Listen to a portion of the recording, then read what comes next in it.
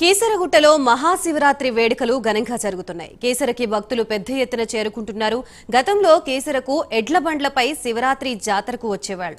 అయితే కాలం మారిన కొద్దీ బైక్లు, బస్సులు, కార్లలో వెళ్తున్నారు.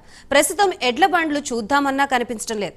కానీ అనాదిగా వస్తున్న తమ ఎడ్ల బండి యాత్రని మాత్రం మరిచేది లేదంటున్నారు అంగముత్తు వంశస్థులు. గత 148 ఏళ్లుగా వస్తున్న ఈ ఆచారాన్ని ఇంకా కొనసాగిస్తున్నారు అంగముత్తు ఫ్యామిలీ మెంబర్స్.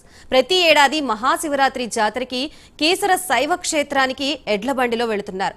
3 రోజుల పాటు కేసరలోనే బస చేస్తామని, ఎడ్ల బండిపై ప్రయాణం చేస్తుంటే అదో అనుభూతి అని అంగముత్తు వంశస్థులు అంటున్నారు.